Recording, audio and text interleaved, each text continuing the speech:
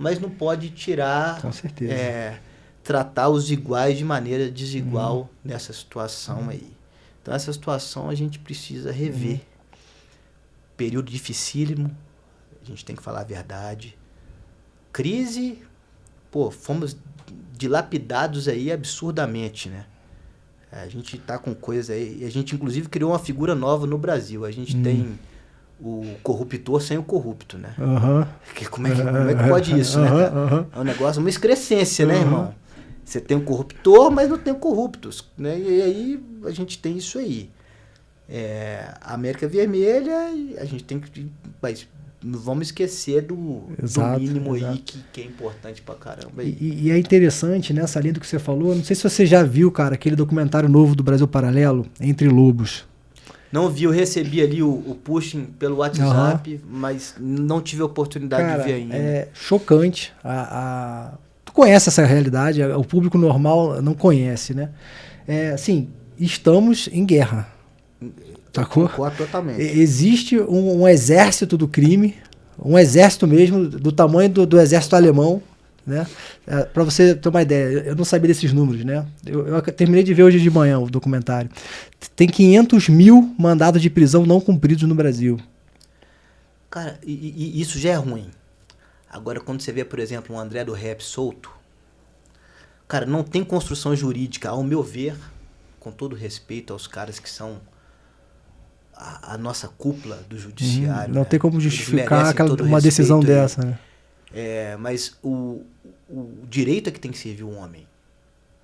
O pouco que eu estudei direito, isso eu falo contra... O homem não pode servir ao direito. O direito é um instrumento para servir ao homem. Você aí está com formação jurídica, se Deus quiser vai estar aí na atividade judiciária, judicante mesmo. Então, assim, isso não pode acontecer, cara. Você tem a máquina, uma das poucas coisas que eu vejo que funciona no Brasil, em termos de pena, no sistema penal, são essas penas de perdimento, de expropriação, em caso de droga. Sim. Das poucas coisas que funcionam no Brasil. Salvo engano, as máquinas da Polícia Civil de São Paulo, uma aeronave, um helicóptero, foi do André do Rap. Tá lá expropriado. De novo, é a figura do corruptor, do corrupto sem corruptor. É o Estado expropriando em virtude do tráfico e o traficante mas não tem solto. traficante. Caramba, irmão.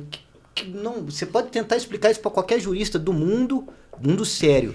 O cara não vai conseguir entender. Você pode fazer um esforço hercúleo que não tem entendimento para isso, cara. E vai, assim, na mesma linha, na minha opinião, a DPF 635, que foi que proibiu as operações policiais no Rio de Janeiro, o uso de aeronaves. Outra excrescência, irmão. Cara... E aí, o que você viu? O que a gente viu? Traficantes e criminosos de outras unidades da federação se homiziando no Rio. Migrando, né? A coisa que já era ruim passou a ficar infinitamente pior.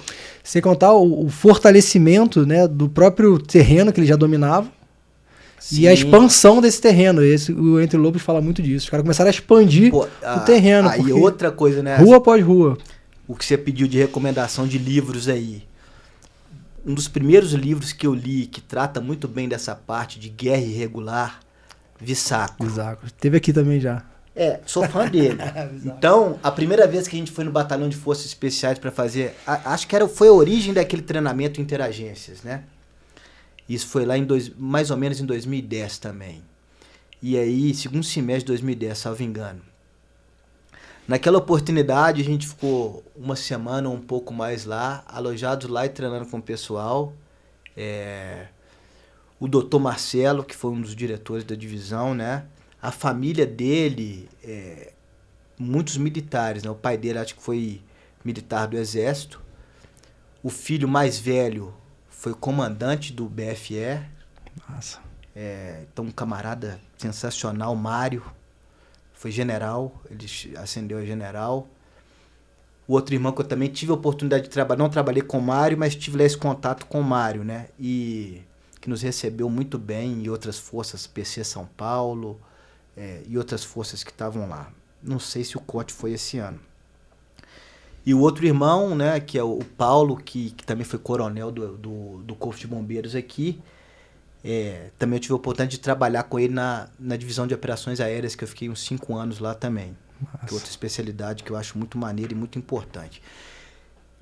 E aí, nessa situação do BFE, cara, a gente foi presenteado no final com um livro. Naquela época, salvo engano, o Vissacro, ele era major. Acho que ele ingressou, pelo que eu li da biografia dele, no começo da década de 90 no Exército. Então, pelo tempo, uns 20 anos, eu acredito que ele era no mínimo major. Eu acredito, né? E naquela oportunidade nos deram um livro dele, que era o Guerra Irregular. Já falaram do lançamento de um outro livro dele, que era o Lawrence, né? Lawrence da Arábia. Muito bom também. Esse eu não li, né? Mas o Guerra Irregular explica muito bem essas coisas que a gente estava falando aqui. Exato. Esses movimentos de guerrilha, de insurgência, contra-insurgência, que é muito bacana para as pessoas entenderem como nascem grandes problemas. E que se a gente continuar com vieses tais como esse que a gente acabou de falar, de proibição de operações em lugares como os do Rio, que já existem esses fenômenos, vamos falar assim, a chance da gente ter estados dentro do nosso estado são enormes. Então a gente começa a ter essa implosão, né, porque é de dentro para fora, por causa de problemas dessa natureza. Então, a gente tem que tomar muito cuidado, né, no entendimento dessas coisas. E aí, quando eu encontrei com ele agora no W2C, eu peguei esse livro dele novo, né? Que é a Guerra na Era da Informação. Da Era da Informação, que eu também recomendo. Os livros dele, em geral, eu acredito que tem essa linha. Profundo entendedor de história, especialmente história de conflito, né? Que pouca gente tem essa especialidade com a visão de quem operou. Né? Não é o virgem falando de sexo, é o cara que já teve uma operação dessas internas nacionais de grande vulto, grande monta.